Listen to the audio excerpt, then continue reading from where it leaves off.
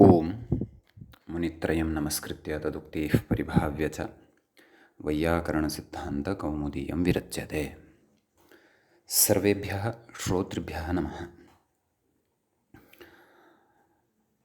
गतपाठे अस्माभिः यद्यत् पठितं तद् एकवारं स्मरामः। गतपाठः वैयाकरणसिद्धान्तकौमुदी इत्यस्य ग्रन्थस्य 11 पाठः प्रवृत्तः। नैव 10 पाठः प्रवृत्तः। तस्मिन् 10मे पाठे अस्माभिः तत्र रप्रत्याहारसिद्धिः ज्ञाता। रप्रत्याहारः कथं सिद्ध्यति तस्य निर्माणप्रकारः स्फुटीकृतः। तत्र हयवरट् इति सूत्रस्य रेफादारभ्य लण् इति सूत्रे लकारोत्तरवर्तीयः अकारः वर्तते तम् इतसंज्ञकम् अकारं यावत् तत्र मध्यस्थाः ये वर्णाः भवन्ति, मध्यस्थौ द्वौ एव वर्णौ भवतः तत्र मध्यस्थः एकः एव वर्णः भवति, सः ल इति। एवं खलु। तत्र रेफः आद्यः, इतिसंज्ञकः अ, मध्यस्थः च ल इति वर्णः। ट इत्यस्य तु ग्रहणं न भवति। हयवरट् इत्यत्र विद्यमानः यः ट इति वर्णः वर्तते तस्य तु ग्रहणं न भवति। तस्य ग्रहणं कुतः न भवति इति चेत् तदर्थम् अग्रे वचनम् आरब्धं। किं? प्रत्याहारेषु इतां न ग्रहणं, नाम प्रत्याहारेषु इतसंज्ञकानां तत्र वर्णानां ग्रहणं न भवति इति।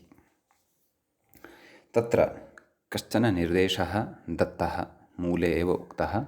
कुतः प्रत्याहारेषु इतसंज्ञकानां ग्रहणं न भवति इति चेत् अनुनासिकः इत्यादि निर्देशात् इति।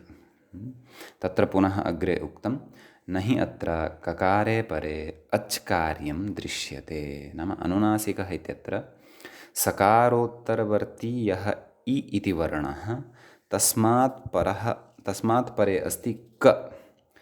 इदानीं यदि तत्र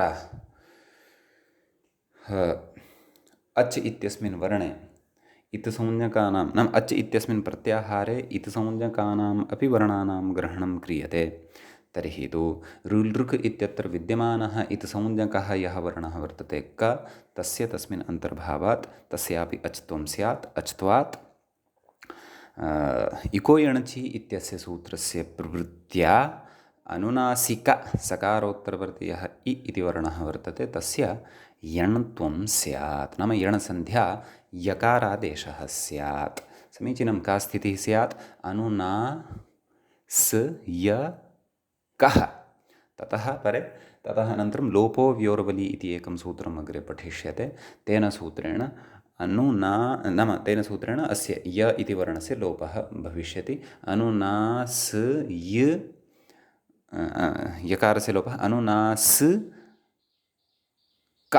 मेलनेन अनुनास्कः इति अनिष्टः प्रयोगः अस्माकं पुरतः तत्र उत्पन्नः स्यात्। अग्रे उच्यते एतावत्पर्यन्तं मया गतपाठे पठितः यः विचारः, कृतः यः विचारः, सः पुनः अपि अत्र किमर्थं पूर्णतया एव उक्तः। पुनः अहं तु स्मारयितुं विषयं गतवान्, परन्तु पुनः पूर्णतया एषः विचारः किमर्थम् उक्तः इति चेत् यतः अग्रे व्याख्यात्रा यः विचारः अस्ति उच्यमानः तस्य विचारस्य अवगमनाय एतावता उक्तस्य विषयस्य बुद्धौ दार्ढ्यम् अपेक्षितं। ततः परमेव अग्रे विचारः यः कथ्यमानः वर्तते तत्र अवगमनं भविष्यति। अग्रिमस्य विचारः यत्तु इत्यतः अस्माभिः पठनीयं वर्तते। व्याख्यायां भवन्तः पश्यन्ति, अन्तिमा पङ्क्तिः अस्माभिः पठिता आसीत्। अतः प्रत्याहारेषु इतां न ग्रहणम् इति विज्ञायते इति भावः। एतावत्पर्यन्तं पठितम् आसीत्। अतः एव र इति प्रत्याहारे हयवरट् इति सूत्रस्य ट इति वर्णः यः इतसंज्ञकः भवति तस्य ग्रहणं न भवति। समीचीनम्। अनुनासिकः इति निर्देशात् अस्तु, इतः परं यत्तु इत्यतः आरभ्य अस्माभिः पठनीयं वर्तते। आम्, विशेषम् अत्र कथयितुम् इच्छामि। अत्रैव एतावता यैः विचारः एषः अवगतः, नाम प्रत्याहारेषु इतां ग्रहणं कुतः न भवति इति एषः विचारः यैः अवगतः, ते अग्रिमं विचारम् अवगन्तुं शक्नुवन्ति, क्लेशः नास्ति। परन्तु येषां किञ्चित् तत्र पूर्वं तत्र व्याकरणस्य न्यूनस्तरीयं ज्ञानम् अस्ति यदि, तर्हि अपि अत्र अवगन्तुं शक्नुमः। न्यूनस्तरः इतः प्राक्तनः कः इति चेत् लघुसिद्धान्तकौमुदीग्रन्थः। अस्तु, लघुसिद्धान्तकौमुदीग्रन्थः पूर्णतया अपि न पठितः, तस्य केचन एव भागाः, केचन एव अंशाः यदि पठिताः, तादृशी स्थितिः अस्ति चेदपि ध्यानेन अग्रिमः विचारः श्रूयते यदि निश्चयेन स्फुटः भविष्यति। यदि अत्र अग्रिमे विचारे यानि सूत्राणि आगमिष्यन्ति तानि सूत्राणि सद्यः अस्माभिः कदापि न श्रुतानि तानि, न च तेषां सूत्राणाम् अस्माभिः पठनम् एव कृतं वर्तते इति यदि बुद्धौ भवति अथ अनुभवः भवति, तर्हि सद्यः श्रूयतां यदा तत्सूत्रम् अस्माभिः अग्रे पठिष्यते तत्समये अस्य विचारस्य स्पष्टता भविष्यति। तत्सूत्रं क्व पठिष्यते इति अहं वदन् भविष्यामि। समीचीनं। एषः विचारः किञ्चिदिव, अधिकं न, किञ्चिदिव तत्र प्रौढत्वं भजते। अतः यैः लघुकौमुद्यादिकम् अधीतम् अस्ति तेषाम् अत्र निश्चयेन गतिः भविष्यति। अन्येषामपि भविष्यति इति अहं प्रयत्नं करोमि। तथापि नापि भविष्यति चेत् शृण्वन्तु, नाम एतादृशः विचारः अपि कश्चन अत्र प्रत्याहारेषु इतसंज्ञकानां ग्रहणं कुतः न भवति इत्यस्मिन् सन्दर्भे भवितुम् अर्हति इति। समीचीनं। कथयति अग्रे, किं कथयति? यत्तु इत्यतः आरभ्य पङ्क्तिः पठ्यते मया आदौ। यत्तु ऋलृक् इति ककारस्य, नाम ऋलृक् इति प्रत्याहारसूत्रं यद् वर्तते तस्य प्रत्याहारसूत्रस्य ककारः यः वर्तते, नाम अन्ते विद्यमानः क इति वर्णः यः वर्तते, अच् प्रत्याहारप्रविष्टत्वेपि, नाम तस्य अच् प्रत्याहारे प्रवेशः भवति यदि तर्हि अपि,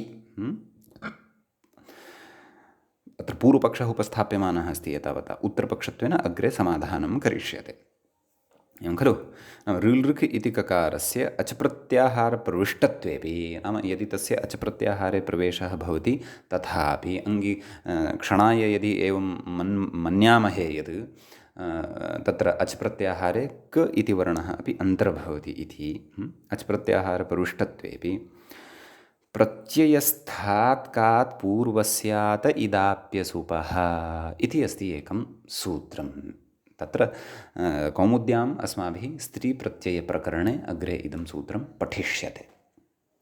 समीचीनम्। इत्यादिना, नाम प्रत्ययस्थात् कात् पूर्वस्यात् इदाप्य इत्यादिना सूत्रेण इत्वविधिसामर्थ्यादेव यण् लोपश्च न भवति।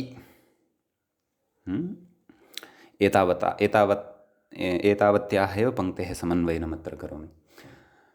तत्र आदौ उदाहरणं ददामि। वस्तुतः नासिका इत्येव उदाहरणं भवति, अथवा अनुनासिक इति शब्दः एव तत्र उदाहरणं भवति।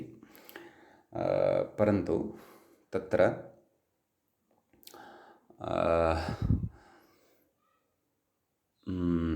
यथा प्रसिद्धम् उदाहरणमस्ति, कारक इति शब्दः भवति पुल्लिङ्गे, स्त्रीलिङ्गे किं भवति? कारिका इति स्त्रीलिङ्गे उदाहरणं भवति। तत्र कारिका इत्यस्मिन् शब्दे तत्र मूलशब्दः कारक इत्येव भवति। स्त्रीत्वविवक्षायां टाप् आगच्छति, कारिक, कारक आ, ततः कारक आ इत्यवस्थायां कारक इत्यत्र रेफोत्तरवर्ती यः अकारः वर्तते, कारक इत्यस्मिन् शब्दे र इति वर्णात् परः यः अकारः वर्तते सः ककारात् पूर्वम् अस्ति। समीचीनं। सः ककारः अस्ति प्रत्ययस्थः। कुतः? यतः तत्र णुल् इति प्रत्ययः भवति। कस्मात् धातोः सः प्रत्ययः विधीयते इति चेत् क्रि इति धातोः सः प्रत्ययः विधीयते। क्रि णुल्, णुलः वु इति अवशिष्यते, तस्य वु इत्यस्य स्थाने अक इति आदेशः क्रियते, अक इति लभ्यते। अतः कृ अक धातोः वृद्धिः भवति। रि वर्णस्य स्थाने आर् इति वर्णः भवति। कार् अक मेलनेन कारक इति जायते। अतः प्रत्ययस्थात् कात् पूर्वस्यादिदाप्यसुपः इति किं कथयति? नाम प्रत्ययस्थः वर्तते यः ककारः, यथा कारक इत्यत्र ककारः यः वर्तते सः णुल् इति प्रत्यये तिष्ठति अथवा प्रत्ययात् लब्धः वर्तते सः ककारः। तस्मात् पूर्वं यः अकारः भवति तस्य इत्वं भवति इति तेन उच्यते। तर्हि कारिका इति शब्दः सिद्ध्यति। तर्हि प्रकृतेपि किं कथयति? यत्तु ऋलृक् इति ककारस्य अच् प्रत्याहारत्व प्रविष्टत्वेपि, नाम ककारः अच् प्रत्याहारः प्रविष्टश्चेदपि प्रत्ययस्थात् इत्यादिना, नाम प्रत्ययस्थात् कात् पूर्वस्यात् इदाप्यसुपः इत्यनेन सूत्रेण इत्वविधिसामर्थ्याद् एव, नाम ककारात् पूर्वं यः अकारः भवति तस्य इत्वं विधीयते तेन। समीचीनम्। अतः इत्वविधिसामर्थ्याद् एव यणलोपश्च न भवति। यः यण् भवति, यः यण् अस्ति, अपि च यः तत्र नाम यण् तत्र केन प्राप्यते? इको यणचि इत्यनेन प्राप्यते। कस्याम् अवस्थायां प्राप्यते? यदि परतः तत्र कवर्णः अस्माभिः अच्त्वेन गृह्यमाणः वर्तते, अथवा तस्य कवर्णः अच् प्रत्याहारे अन्तर्भवति इति यदि बुद्धिः क्रियमाणा वर्तते, तर्हि यण् भवति। ततः परं लोपो व्योर्वलि इत्यनेन सूत्रेण अस्माभिः तत्र लोपः उक्तः, नाम इति लोपः न भवति। कुतः न भवति? नाम अनुनास्कः इति अनिष्टः प्रयोगः भवति इति पूर्वम् उक्तं खलु। सः अनुनास्कः इति अनिष्टः प्रयोगः न भवति। कुतः? प्रत्ययस्थात् कात् पूर्वस्यात् इत्यादिना इत्वविधिसामर्थ्यात्। यदि अत्र अनुनासिकशब्दे ककारे परे तत्र यण् विधानानन्तरं तस्य लोपः यदि अभीष्टः स्यात् अथवा तस्य तत्र लोपः अपेक्षितः स्यात्, तर्हि तत्र इत्वविधानमेव किमर्थं कुर्यात् पाणिनिः? समीचीनम्। इत्वविधानं व्यर्थं स्यात्। कस्मिन् प्रयोगे? अनुनासिकः इत्यस्मिन् प्रयोगे। तत्र इत्वस्य प्रयोगमेव न कुर्यात् पाणिनिः। तत्र प्रत्ययस्थात् कात् इत्यनेन तत्र इत्वस्य तत्र प्रयोगः एव न स्यात्। समीचीनं। इत्वस्य यदि प्रयोगः एव तत्र नास्ति, यदि विधानम् एव पाणिनिः तत्र इत्वस्य न कुर्यात्, तर्हि प्रकृते इत्वाभावे अनिष्टः प्रयोगः भविष्यति इति तु एकः विषयः। परन्तु यदि लोपः एव विवक्षितः स्यात् पाणिनेः अपि, तर्हि इत्वस्य विधानम् एव न क्रियते स्म। अतः पाणिनिना अत्र ककारात् पूर्वं विद्यमानस्य अकारस्य अनुनासिक इत्यत्र ककारात् पूर्वं विद्यमानस्य ककारस्य तत्र यदि इत्वम् अभीप्सितं स्यात्, तर्हि नाम तस्य इत्वाभावः एव यदि अभीप्सितः स्यात्, तर्हि इत्वारम्भम् एव कुतः करोति स्म सः? अतः तस्य इत्वारम्भम् अत्र ज्ञापयति। किं ज्ञापयति? यत् अनुनासिक इत्यत्र यः नाम ककारः वर्तते, सः ककारः अचि अन्तर्भवति यदि, तर्हि अपि तत्र समस्या नास्ति। ककारस्य अचि अन्तर्भावं कुर्वन्तु। यः इत्संज्ञकः वर्तते, क्व ऋलृक् इत्यत्र विद्यमानः यः इत्संज्ञकः ककारः वर्तते, तस्य तत्र अचि अन्तर्भावं कुर्वन्तु। तस्य अच् धर्मत्वेन तस्य परिगणनं कुर्वन्तु। समीचीनं। यण् तु न शङ्कनीयः, यण् तु न भवति। कुतः? इत्त्वविधिसामर्थ्यात्, प्रत्ययस्थातकात् पूर्वस्यात् इत्यनेन यद् इत्त्वं विहितं वर्तते तद् इत्त्वविधिसामर्थ्यात् प्रकृते यणि नाम तस्य ककारस्य अच्त्वे सत्यपि तत्र इको यणचि इत्यनेन यण् न भविष्यति, ततः परं तस्य लोपः च न भविष्यति, अन्यथा इत्त्वविधानं व्यर्थं स्यात् इति एतावता पूर्वपक्षी एव कथयन् अस्ति इति स्मरन्तु। समीचीनं। तदेव उक्तवान्, नाम प्रत्ययस्थातकात् इत्यादिना इत्त्वविधिसामर्थ्यात् एव, मूले पश्यन्तः सन्ति भवन्तः इति चिन्तयामि, इत्त्वविधिसामर्थ्यात् एव यण् लोपश्च न भवति इति। अन्यथा कथयति लाघवाल् लोपमेव विदध्यात् इति। नाम तत्र यदि लोपः एव अपेक्षितः स्यात् अत्र, तर्हि लाघवत्वात् लोपविधानमेव कुर्यात्। अनुनासिक इत्यत्र यदि लोपः एव अभीप्सितः स्यात् तर्हि प्रत्ययस्थातकात् पूर्वस्यात् इताप्यसुपः इत्यनेन सूत्रेण तत्र विद्यमानस्य इकारस्य लोपमेव कुर्यात् लाघवत्वेन एव। एवं खलु? तत्र किमर्थं गौरवभूतं कार्यं कृत्वा तत्र ककारस्य अचि अन्तर्भावकल्पनां विधाय ततः परं तत्र यः अस्ति ककारः अनुनासिक इति शब्दे यः वर्तते इकारः, तस्य यणादेशः, यणादेशानन्तरं तस्य लोपः इति गुरुभूतं कार्यं कुतः? साक्षात् प्रत्ययस्थातकात् पूर्वस्यात् इदाप्यसुपः, इदाप्य प्रत्ययस्थातकात् पूर्वस्य अतः लोपः असुपः इत्यादि एवं किमपि सूत्रार्थं तत्र कल्पयेत्, ततः तस्य लोपमेव कुर्यात् इति कथयति। अग्रे कथयति अतः प्रत्याहारेषु इतां न ग्रहणम् इत्यत्र, नाम एतस्य सिद्धान्तस्य उत्पादने अथवा एतस्य सिद्धान्तस्य कथने अनुनासिकः इति निर्देशः न लिङ्गम् इत्याहुः। नाम अनुनासिकः इति निर्देशः तत्र लिङ्गं न भवति। कुतः? यतः यदि तत्र नाम भवन्तः ऋलृक् इत्यत्र विद्यमानं ककारम् अचि स्वीकुर्वन्ति चेदपि तत्र अनुनासिक इत्यत्र सकारोत्तरवर्ती यः ईकारः ईवर्णः वर्तते तस्य यण् न प्राप्नोति। कुतः? इत्त्वविधिसामर्थ्यात्, प्रत्ययस्थातकात् इत्यनेन सूत्रेण इत्त्वविधिसामर्थ्यात् तत्र यण् न भवति। यण् न यदि भवति तर्हि लोपो व्योरवलि इत्यनेन सूत्रेण तत्र विद्यमानस्य य इति वर्णस्य लोपः अपि न भवति। निमित्तापाये नैमित्तिकस्यापि पायः। लोपाय यः अपेक्षितः य इति लोपो व्योर्वलि इत्यस्मै सूत्राय, सः एव यदि न तिष्ठति तर्हि लोपः कस्य? अतः इत्त्वविधिसामर्थ्यात् अत्र यणः निवृत्तिः भविष्यति। भोः, नास्ति तत्र अपेक्षा नाम तत्र ककारस्य अच्त्वन्न भवतु इति कथयितुं। भवतु तस्यापि अच्त्वम्, अचि प्रत्याहारे कुर्वन्तु तस्यापि अन्तर्भावम्। इत्त्वविधिसामर्थ्यादेव अनुनासिकः इति प्रयोगः रक्षितः भविष्यति, नास्ति तत्र कश्चन क्लेशः इति आहुः। नाम इति यत्तु केचन आहुः इत्यतः आरम्भः कृतः वर्तते। एवं खलु? एतदपि अग्रे भवन्तः स्मरेयुः।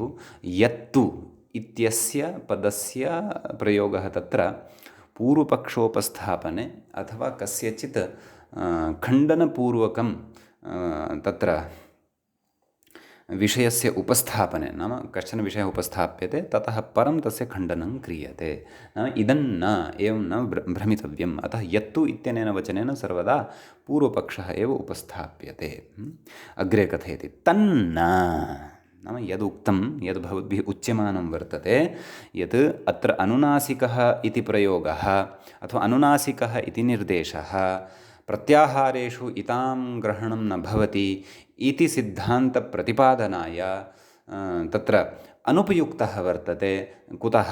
तत्र प्रकारान्तरेण अपि यण् अपि च यलोपः वारयितुं शक्यते इति तत्प्रकारान्तरं यद्भवद्भिः उच्यते, यत् प्रत्ययस्थातकात् पूर्वस्यादैताप्यसुपः इत्यनेन सूत्रेण इत् विधानद्वारा इत्त्वद्वारैव तत्र नाम यणः लोपस्य च निवृत्तिः भविष्यति इति यद्भवद्भिः उच्यते तन्न तत् भवद्भिः युक्तियुक्तं नोच्यते। अनुनासिकः इति निर्देशः एव युक्तः वर्तते। किन्निमित्तं तत्र प्रत्याहारेषु इतां ग्रहणं न भवति इति सिद्धान्तस्य प्रतिपादनस्य कृते। तन्न इदानीं तस्य निरासः क्रियते। न भवता यदुच्यते तथा न। कुतः न अग्रे कथयति। प्रत्ययस्थात् कात् पूर्वस्यातो लोपः आप्सुपः एवमेव खलु भवान् वदति यत् अन्यथा तत्र लोपविधानमेव विदध्यात् सः, न वा? अतः तत्र सूत्रे लोपविधानद्वारा नाम यदि लोपः एव अभीष्टः स्यात् तर्हि इत्वस्थाने लोपविधानमेव सूत्रकारः तत्र कुर्यात्, परन्तु लोपः न अभीष्टः। अतः इत्त्वं विधत्ते इत्त्वविधानेन च तत्र अनुनासिक इत्यत्र सकारोत्तरवर्ती यः इकारः अस्ति तस्य यणपि न भविष्यति, लोपः अपि न भविष्यति। लोपः एव अभीप्सितः तर्हि साक्षात् लोपमेव कुर्यात्। अतः इत्त्वविधानेन एव भवद्भिः तत्र निवृत्तिः अवगन्तव्या इति चेत् उच्यते तन्न। कुतः नाम प्रत्ययस्थात् कात् पूर्वस्यात् लोपः आपि असुपः इति लोपविधौ वर्णाधिक्यप्रसङ्गात् इति। नाम यः लोपविधिः वर्तते तस्मिन् लोपविधौ तत्र वर्णाधिक्यं भवति इति। एवं खलु? अतः एवं रीत्या नाम न तु इदं सूत्रं कर्तव्यं न च तत्र लोपस्य अपेक्षा एव वर्तते। कुतः? तत्र अनुनासिक इत्यत्र यदि लोपः स्यात् तर्हि लोपात् परं तत्र इष्टः प्रयोगः एव न लभ्येत। एवं खलु? अतः लोपविधौ तु तत्र वर्णाधिक्यं भवति इति। वस्तुतः आहत्य अत्र लोपः अपि नापेक्षितः वर्तते, परन्तु तत्र पूर्वपक्षिणा यथा विचारः आरब्धः वर्तते तस्य एवं रीत्या तत्र निरासः क्रियते। नाम भवता उच्यते यत् अन्यथा लोपः एव तत्र तेन उच्यते स्म यदि लोपः अभीप्सितः स्यात्, परन्तु लोपः यदि उच्यते लोपे तु तत्र वर्णाधिक्यप्रसङ्गः भवति इति। नाम इत्त्वविधानापेक्षया लोपविधाने गौरवं भवति, अनिष्टत्वञ्च भवति इत्यर्थः। अस्माकं तु अनुनासिक इत्यत्र इत्त्वम् एव अपेक्षितं वर्तते। समीचीनम्। अतः तत्र अनुनासिक इति निर्देशः प्रकृते युज्यते एव। नाम प्रत्याहारेषु इतां ग्रहणं न भवति इति एतदर्थम् अनुनासिकः इति निर्देशः ग्राह्यः एव इत्यर्थः। समीचीनम्। अत्र यः विचारः यत्तु इत्यतः आरभ्य अग्रे उक्तः तं विचारं यदि भवन्तः प्रत्ययस्थात् कात् इति सूत्रं स्फुटतया जानन्ति ततः परमेव अस्य विचारस्य स्पष्टता ईषद् भवितुम् अर्हति। यद्यपि सामान्येन यः भवत्सु प्रत्ययस्थात् कात् इति सूत्रं जानन् अस्ति तस्यापि अस्य विचारस्य श्रवणानन्तरं बुद्धौ विविधाः प्रश्नाः उत्पन्नाः भवितुम् अर्हन्ति, परन्तु सद्यः अहं तान् प्रश्नान् अत्र स्वयं न उद्भावयामि। कुतः? तत्र इतोपि विस्तरः नाम यः व्याख्यायान्न चर्चितः यश्च विषयः मूलेन चर्चितः तत्र इतोपि विस्तारं सद्यः अनपेक्षितत्वात् अहं कर्तुं नेच्छामि। यदि भवतां पुनरपि अत्र जिज्ञासाः स्युः, भवतां तत्र प्रत्ययस्थात् कात् इति सूत्रस्य सामान्यज्ञानं मम अस्ति इति यदि भवद्भिः अनुभूयते तर्हि अत्र जिज्ञासाः यदि उत्पन्नाः भवन्ति भवन्तः तत्र ध्वनिं श्रुत्वा वैयक्तिकरूपेण वा समूहे वा क्वचिदपि भवन्तः पठितुं तत्र प्रष्टुं शक्नुवन्ति। भवतु नाम यत्तु इत्यतः आरब्धः यः विचारः तस्य विचारस्य यदि स्पष्टीकरणं नापि जातं वर्तते तर्हि एतावता तत्र अनुनासिकः इति निर्देशः तस्मिन् निर्देशे कृतः यः विचारः सः विचारः तु अस्माभिः अवश्यमेव अवगन्तव्यः। न हि अत्र ककारे परे अच्कार्यं दृश्यते। नाम अनुनासिकः इत्यत्र ककारः परे परतः अस्ति। यदि तस्यापि प्रत्याहारे ग्रहणं स्यात्, अच् इति प्रत्याहारे ग्रहणं स्यात्, तर्हि तस्मिन् परतः तम् अचं मत्वा, नाम तं ककारम् अचं मत्वा प्रकृते अपि तत्र यणसन्धिः स्यात्, यणकार्यं स्यात्, ततः लोपो व्योरोधि इत्यनेन य इत्यस्य लोपः स्यात्, अनुनास्कः इति अनिष्टः प्रयोगः उत्पन्नः स्यात् इति मनसि एतावती मूलग्रन्थपरा स्पष्टता तु कर्तव्या एव वर्तते। यद्यपि यत्तु इत्यतः यः विचारः आरब्धः केन व्याख्यात्रा, सः विचारः मूले नापेक्षितः, अतः सद्यः मया अयं विचारः नावगतः इति तत्र चिन्तायाः अपि विषयः नास्ति। यतः मया पूर्वमेव उक्तम्, एतत् सम्बद्धः विचारः, एतत् सम्बद्धं सूत्रं यावता भवद्भिः तत्र सूक्ष्मतया न पठ्येत तावत्पर्यन्तम् अत्रत्यः विषयः तत्र स्फुटतां न गच्छेत्। तच्च प्रत्ययस्थातकात् इति सूत्रं तस्य पठनाय एव तत्र प्रायः घण्टा त्रयं वा घण्टाचतुष्टयं वा अपेक्षितं भवति। स्त्रीप्रत्ययप्रकरणे वयं तत् सूत्रं विस्तरेण प्रत्युदाहरणपूर्वकं पठिष्यामः। यदि भवन्तः अत्रत्यं विचारं मया अयं विचारः तत् सूत्रं पठित्वा पुनरपि अत्र आगत्य स्पष्टीकर्तव्यः, तर्हि एकं कार्यं कुर्वन्तु। अधुनैव गत्वा प्रत्ययस्थातकात् इति सूत्रं प्रति गच्छन्तु। अस्मिन्नेव प्रथमे भागे एव प्रत्ययस्थातकात् इति सूत्रं भवति, तत्र अङ्कन्या टङ्कणं कुर्वन्तु। मया संज्ञाप्रकरणे उक्तः प्रत्याहारेषु इतान्न ग्रहणम् इति सिद्धान्तस्य पोषणाय अनुनासिकः इति निर्देशः तत्र यः उक्तः अथवा पठितः, सः तत्र च यत्तु इति विचारः यः कृतः अस्ति, तत्सम्बद्धः विचारः इदानीं पुनः गत्वा तत्र मया द्रष्टव्यः वर्तते, पुनः तत्र अवगन्तव्यं वर्तते। प्रत्ययस्थातकात् इति सूत्रस्य पठनानन्तरं निश्चयेन एव अस्य विचारस्य स्पष्टता भवति, तत्र नास्ति संशयः। अतः सद्यः अयं विचारः नापि पूर्णतया अवगतः, चिन्ता नास्ति, परन्तु बुद्धौ भवतां येन ध्यानेन श्रुतः तस्य बुद्धौ कश्चन तु संस्कारः जातः। अतः निष्प्रयोजनत्वम् अपि नावगन्तव्यं। कश्चन संस्कारः जातः, ईषद्वा संस्कारः जातः, तस्य परिपाकः आगते काले निश्चयेन सर्वथा भविष्यत्येव। एषा शास्त्रस्य परिपाटी वर्तते। अत्रापि ज्ञात्वा अस्माकं मनसि तत्र किञ्चित् बीजम् उत्पन्नं भवतु। अग्रे विद्यमानस्य तत्र शास्त्रे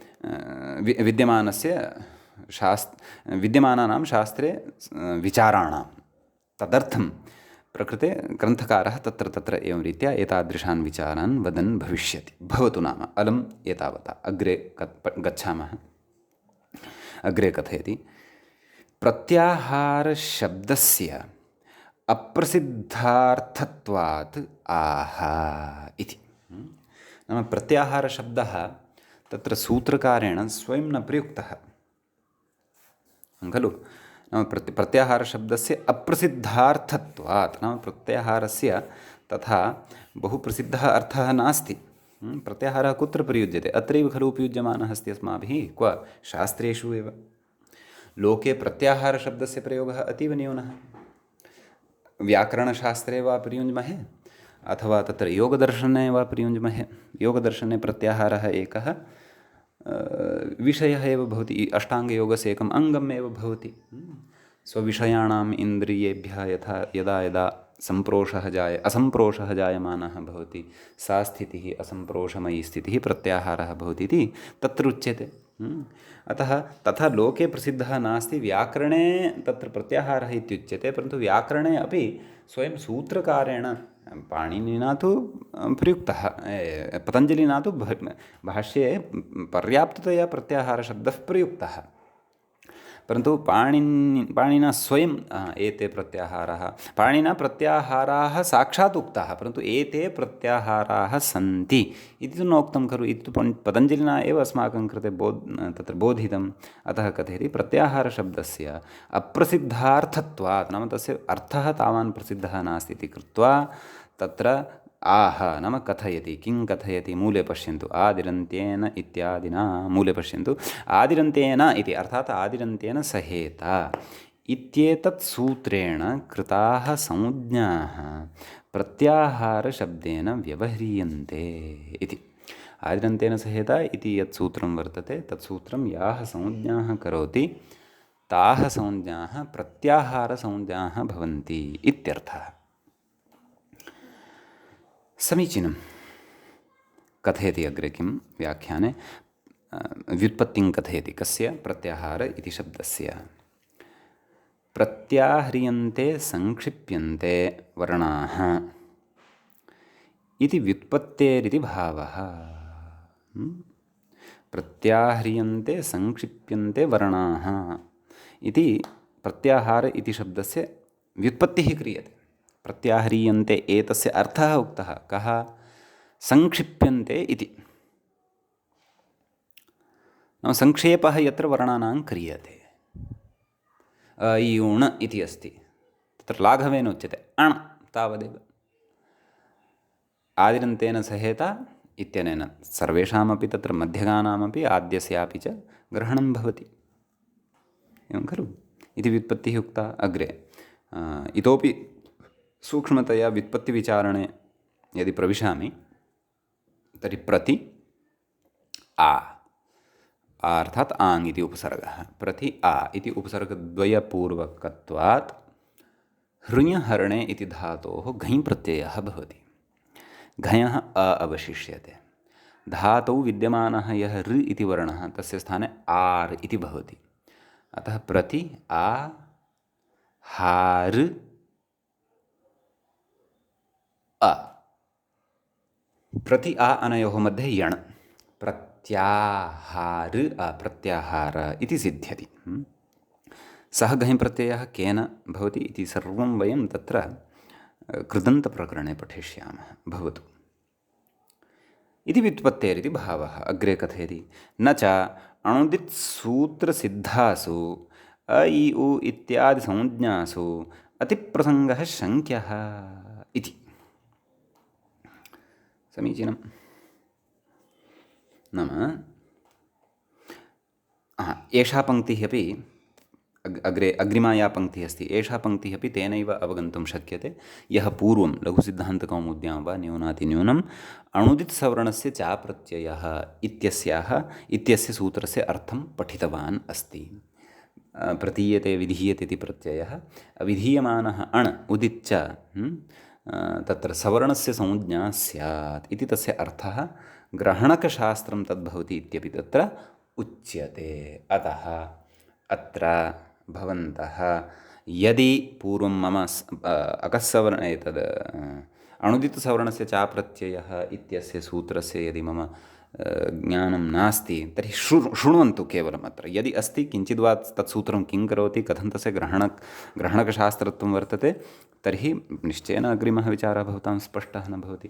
परन्तु येषां तत्सूत्रपरिचयः नास्ति यच्च सूत्रमस्माभिः अस्मिन्नेव प्रकरणे पठनीयं वर्तते ते तु प्रकृते अत्र श्रवणं कुर्वन्तु। अणुदित्सवर्णे इति सूत्रपठनानन्तरं पुनः अत्र आगत्य पश्यन्तु। अपेक्षितं चेत् अधुनैव तत्र अङ्कन्या गत्वा टङ्कणं कुर्वन्तु। ततः परम् एषा पङ्क्तिः अपि स्पष्टा भविष्यति। किं कथयति? न च अणुदित्सूत्रसिद्धासु अ इ उ इत्यादि संज्ञासु अतिप्रसङ्गः शङ्क्यः इति। कस्य? पूर्वं या व्युत्पत्तिः प्रदर्शिता तस्य का? प्रत्याह्रियन्ते संक्षिप्यन्ते वर्णाः इति व्युत्पत्तिः नाम इति एषः प्रत्याहारः भवति इति। तर्हि अणुदितसवर्णस्य चाप्रत्ययः इत्यनेन सूत्रेण अ इ उ इत्यादि संज्ञाः विधीयन्ते। परन्तु कीदृश्यः संज्ञाः इमाः विधीयन्ते इति चेत् ग्रहणकपराः इमाः संज्ञाः भवन्ति। नाम सवर्णिनः ये भवन्ति सवर्णवर्णाः ये सन्ति तेषां सवर्णवर्णानामपि ग्रहणं कारयन्ति इमाः अ इ उ इति विशिष्टाः संज्ञाः इति अणुदितसवर्णस्य इति सूत्रेण उच्यते। अतः एव तत्र अकारे उच्चारिते सति दीर्घस्यापि आकारस्य ग्रहणं भवति प्लुतस्यापि आकारस्य ग्रहणं भवति इत्यर्थः। समीचीनम्। तर्हि तत्रापि एषः अतिप्रसङ्गः न शङ्क्यः। कः? प्रत्याह्रियते संक्षिप्यन्ते। यदि तत्रापि वर्णानां संक्षेपः स्यात्, यथा प्रत्याहारस्य उपस्थितिस्तु तत्रापि भवति। कुतः? यथा तत्रापि अण् इति प्रत्ययः उक्तः एव वर्तते। अणुदित् सवर्णस्य च प्रत्ययः, तत्रापि अण् इति प्रत्ययः उक्तः एव वर्तते। प्रत्ययः न, प्रत्याहारः अण् इति सूत्रे एव उक्तः वर्तते। अणुदित् सवर्णस्य च प्रत्ययः अण् उदित् इति। तर्हि तत्रापि प्रत्याहारः पठितः वर्तते। तत्रापि तत्र प्रत्याह्रियन्ते संक्षिप्यन्ते नाम एतादृशी व्युत्पत्तिः तत्रापि यदि आश्रीयेत तत्र तर्हि तत्र तैः वर्णैः नाम तत्र तु विस्तारः भवति, तत्र संक्षेपः नास्ति। तत्र तु विद्यमानेन वर्णेन तेषां सवर्णानां ग्रहणं भवति, न तु तत्र संक्षेपः अथवा तत्र कश्चन नाम प्रत्याहारस्य व्युत्पत्तिलभ्यः अर्थः तत्र उपतिष्ठते यदि, तर्हि एकेन वर्णेन तत्र संक्षेपः न, तत्र तु अन्येषामपि ग्रहणं क्रियमाणं वर्तते, न तु सङ्कोचः क्रियमाणः वर्तते। अतः तत्रापि एषा व्युत्पत्तिः तिष्ठति। क्व? अणुदितसवर्णस्य इत्यत्र इत्यादिषु अपि तत्र अतिप्रसङ्गः न शङ्क्यः। तत्रापि तत्र संक्षेपः वर्णानां भवति, एतादृशः अतिप्रसङ्गः तत्र न शङ्क्यः। कुतः? कथयति योगरूढ्याश्रयणात् इति। नाम प्रकृते योगरूढः एषः शब्दः कः? प्रत्याहारः इति। अग्रे कथयति वैयाकरणप्रसिद्धिवशाच्च तथा रूढिरिति भावः। नाम यः अत्र योगः क्रियते तस्य योगस्य रूढिः वर्तते। योगः नाम तदेव या व्युत्पत्तिः अत्र अस्माभिः दर्श्यमाना वर्तते। का? प्रत्याह्रियन्ते संक्षिप्यन्ते च इति। शब्दाः त्रिविधाः भवन्ति। रूढशब्दाः, योगरूढशब्दाः, यौगिकाश्च शब्दाः। समीचीनं। तेषु प्रकृते वैयाकरण तत्र अस्य शब्दस्य कस्य? प्रत्याहारे इति शब्दस्य यः तत्र पक्षः स्वीक्रियते तत्र योगरूढित्वं स्वीक्रियते। नाम वैयाकरणप्रसिद्धिवशात्, नाम वैयाकरणानां नये, नाम वैयाकरणानां तत्र शास्त्रे अथवा वैयाकरणवाङ्मये तत्र प्रसिद्धिवशात् एषः व्यवहारः प्रत्याहाराणां कृते क्रियमाणः वर्तते इति। अतः सामान्येन तत्र उच्यते प्रत्याह्रियन्ते संक्षिप्यन्ते वर्णाः अनेन इति। तर्हि तस्य तादृशः संक्षेपः अणुदितसवर्णस्य च प्रत्ययः इत्यत्रापि भवति, तथा न। तत्र तु विद्यमानैः अ इ उ इत्यादिभिः वर्णैः तत्र सवर्णानां ग्रहणं क्रियते, न तु तत्र प्रकृते विद्यमानस्य एतादृशी व्युत्पत्तिः तत्र नोपतिष्ठते इति। तत्तु केवलं प्रत्याहारकथनमात्राय तादृशी व्युत्पत्तिः अस्माभिः गृह्यते इति। अतः तत्र अतिप्रसङ्गः अस्य विषयस्य न शङ्कनीयः इति।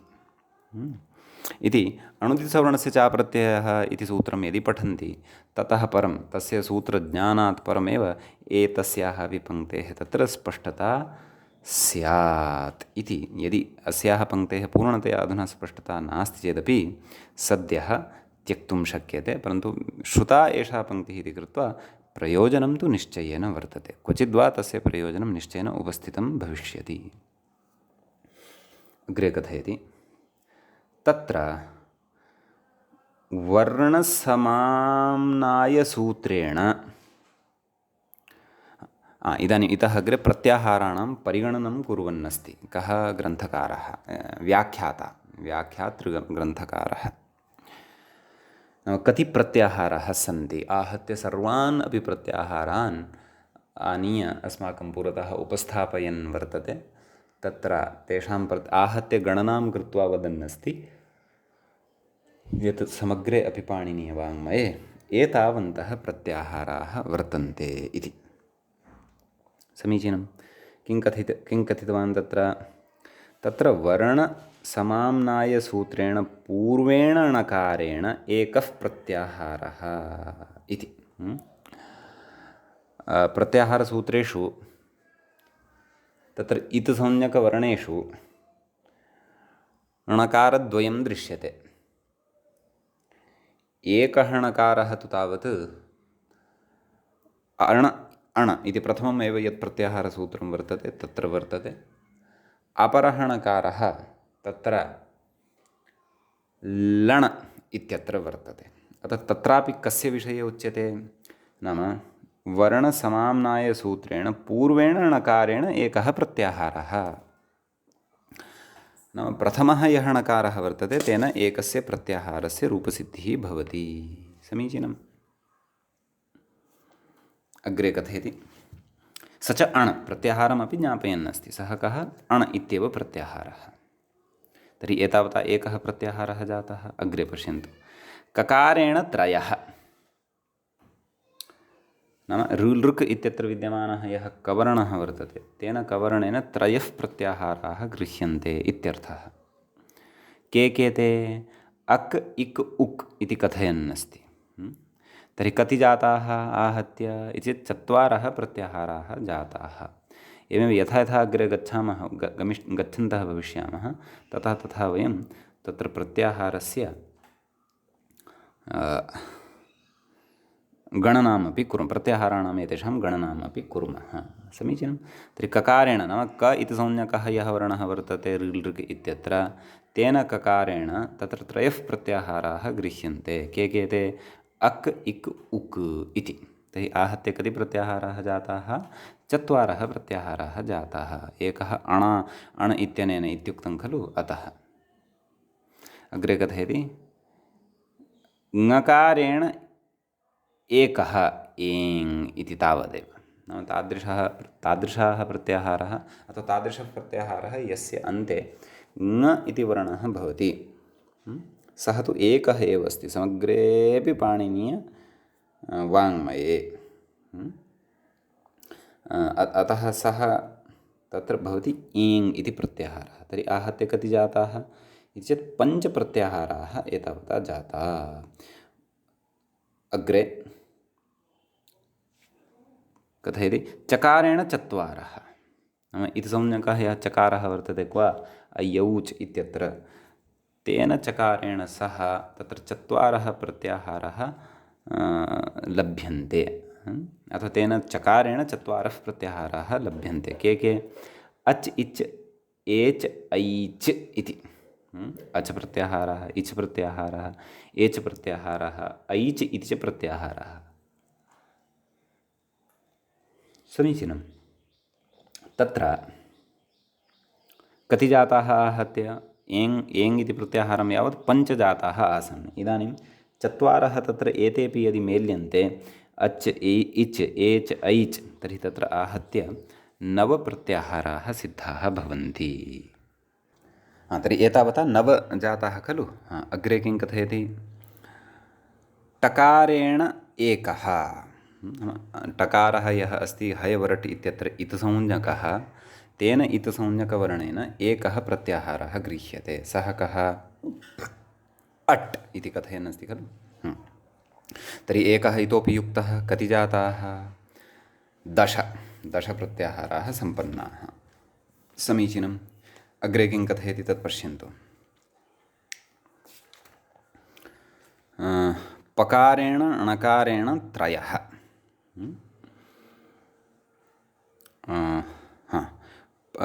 क्षन्तव्यः किं?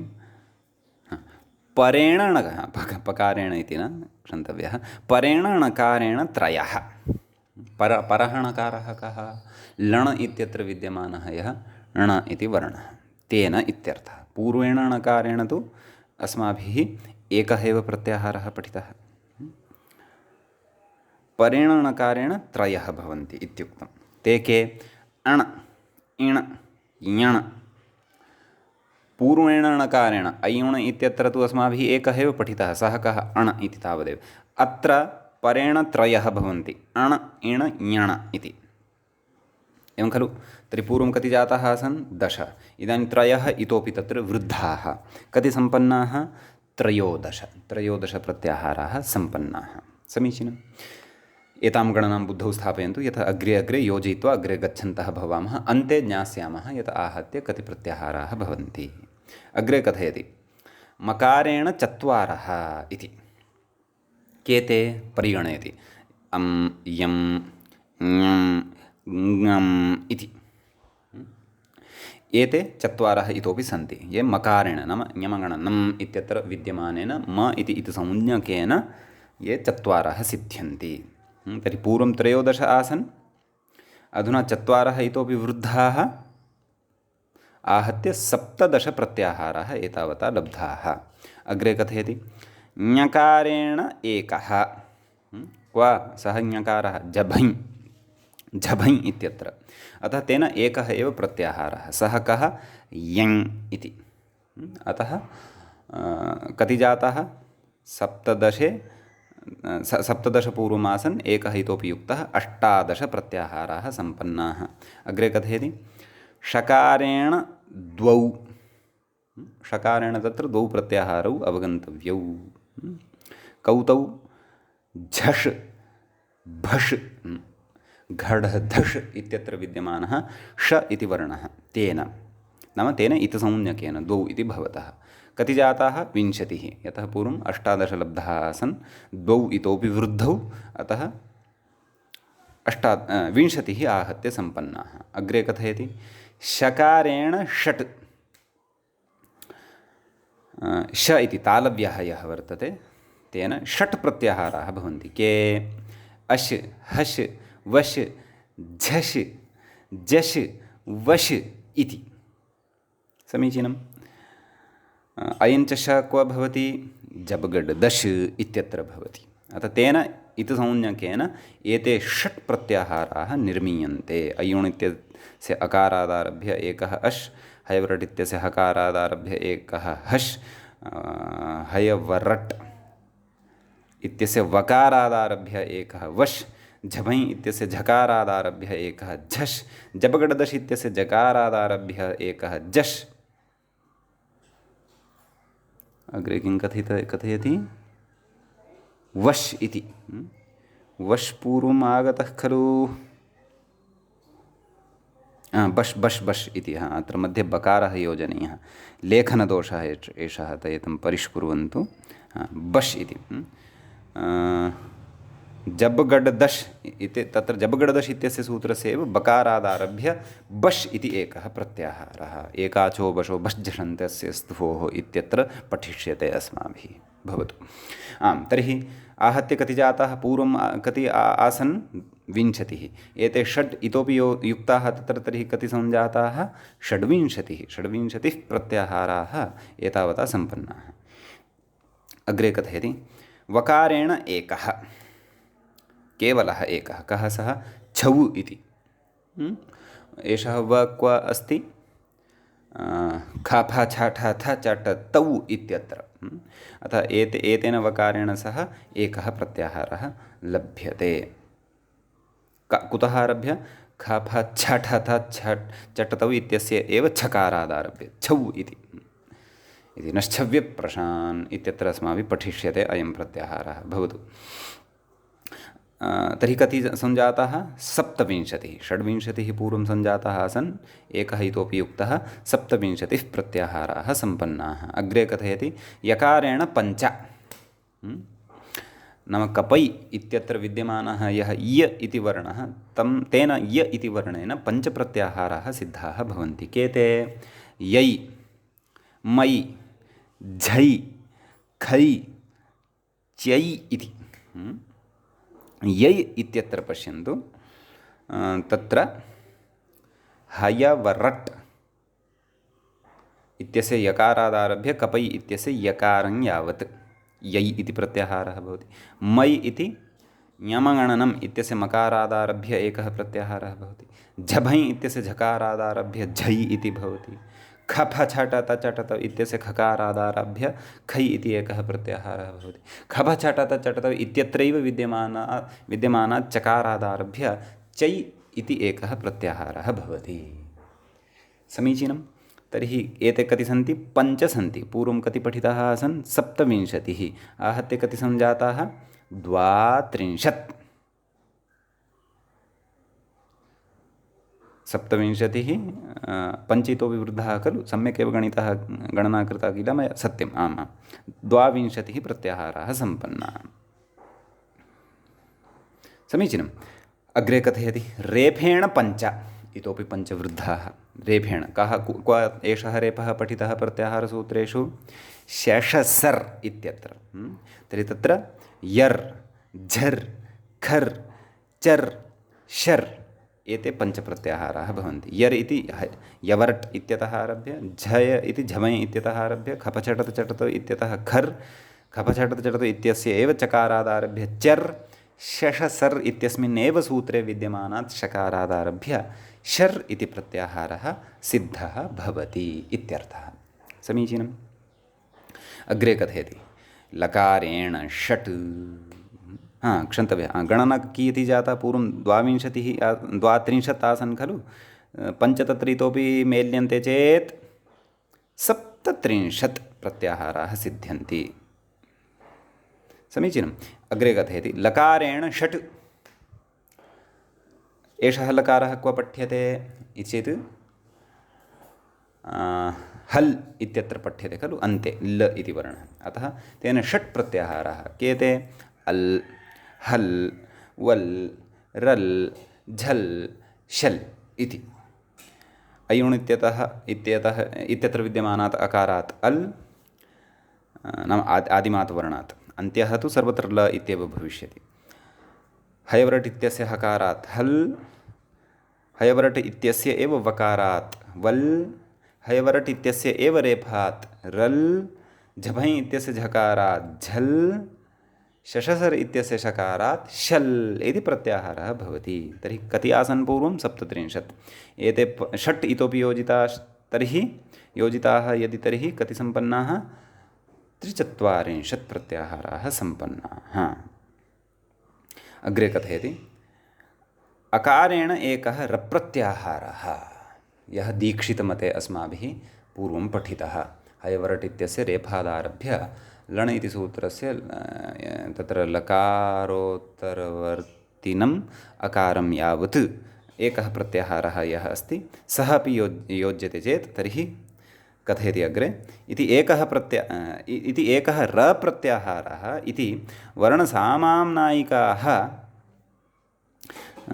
इति वारणसामाम्नायिकाः प्रत्याहाराश्चतुश्चत्वारिंशत् इति वर्णसमाम्नायेषु भवाः वारणसमाम्नायिकाः इति वर्णसमाम्नायः इति तत्र नामान्तरम् उच्यते प्रत्याहारसूत्राणां तद् अस्माभिः पूर्वमेव उक्तं वर्तते नाम आम्नायेन सह साम्यं भवति एतेषां वर्णानाम् अतः वर्णसमाम्नायिकत्वम् उच्यते आम्नायो नाम वेदः वेदसाम्यम् अथवा वेदाङ्गत्वम् अथवा वेदतुल्यत्वम् इति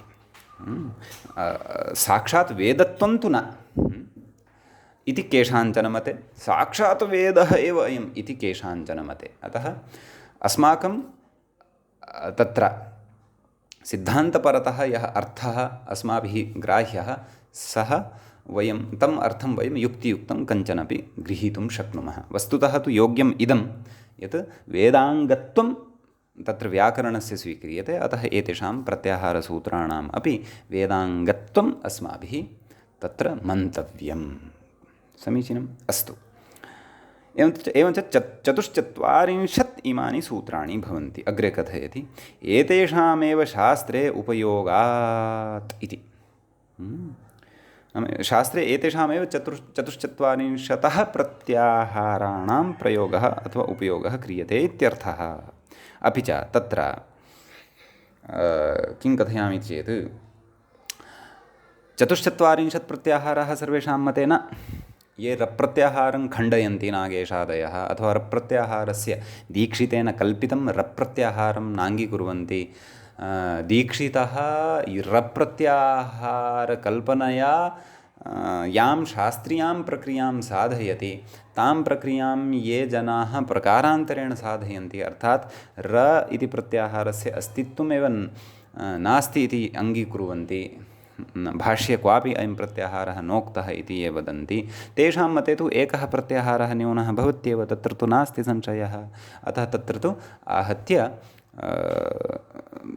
तत्र 33 प्रत्याहाराः एव भवन्ति। रप्रत्याहारस्यापि योजनेन 44 प्रत्याहाराः मतपूर्वकं भवन्ति इत्यर्थः। अग्रे किमुक्तम्? एतेषामेव शास्त्रे उपयोगात्। नाम शास्त्रे एते 44 कुतः सन्ति? अतः सन्ति यतः शास्त्रे एते दृश्यन्ते।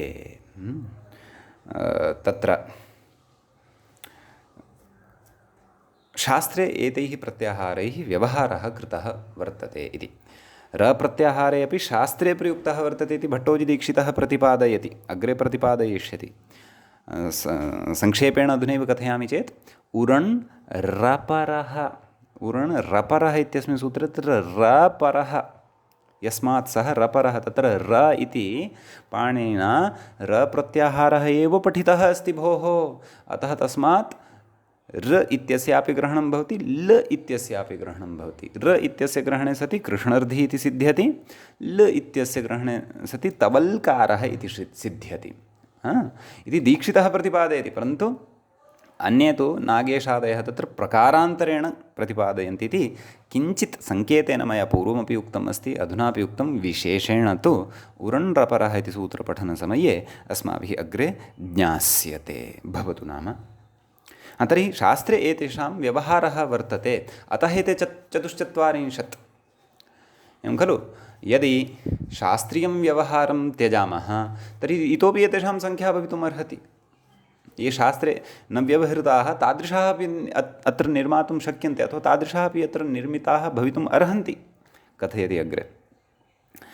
इङ् इत्यादि प्रत्याहारास्तु तादृशः एकः प्रत्याहारः अस्ति इङ् इति। कुतः आरभ्यते? अयुण् इत्यस्य इकारादारभ्य एयोङ् इत्यस्य ङ इति वर्णं यावत् इङ् इति प्रत्याहारः भवितुमर्हति, क्लेशः नास्ति। परन्तु प्रयोजनं किम्? एवमेव उङ् इत्यपि भवितुमर्हति, रिङ् इत्यपि भवितुमर्हति। परन्तु तत्र शास्त्रे इङ् इत्यादयः प्रत्याहाराः न व्यवहृताः। एवं खलु? शास्त्रे तैः प्रवृत्तिः न क्रियते। पाणिनिना शब्दानाम् अन्वाख्याने अथवा सूत्राणां संरचने इङ् इत्यादीनां प्रत्याहाराणां ग्रहणं न कृतम्। अतः तेषां प्रयोजनाभावात् तत्र परिगणनमपि न क्रियते। अतः तदेव कथयन् अस्ति। इङ् इत्यादि प्रत्याहारास्तु प्रयोजनाभावान् न भवन्ति। शास्त्रे तद्व्यवहाराभावात्, नाम शास्त्रे तेषां व्यवहारः न क्रियते इति कृत्वा अग्रे व्याख्याता कथयन् अस्ति। अत्र अस्मदीया सङ्ग्रहकारिका इति। नाम एवं रीत्या यः विषयः उपरि उक्तः व्याख्यात्रा तमेव विषयम् इदानीम् एकया कारिकया कथयन् अस्ति। सा कारिका कथम् इति चेत् स्यादेको ङयणवटैः शेणद्वौ त्रय इह कणाभ्यां स्यादेको पुनः वदामि, स्यादेको ङयणवटैः शेणद्वौ त्रय इह कणाभ्याम् अग्रे चत्वारश्च चमाभ्यां पञ्च यराभ्यां शलाभ्यां षट्। एवं खलु? कः अनुष्टुपः भेदः आश्रितः इति मया किञ्चित् तत्र भ्रमः प्राप्यमाणः वर्तते। चतुर्षु पादेषु अनुष्टुप अस्ति वा न वा इति एकवारं परिशीलयामः। स्यादेको ङयणवटैः अष्टमात्राः जाताः खलु? अग्रे कथयति शेणद्वौ त्रय इह कणाभ्याम्। अत्र तु दशमात्राः जायन्ते। तृतीयं पादं पश्यन्तु। चत्वारश्च चमाभ्यां प एतावता अष्टजाताः किल? अग्रे च यराभ्यां शलाभ्यां षट्। अस्मिन् पादे तु सम्यक् अस्ति।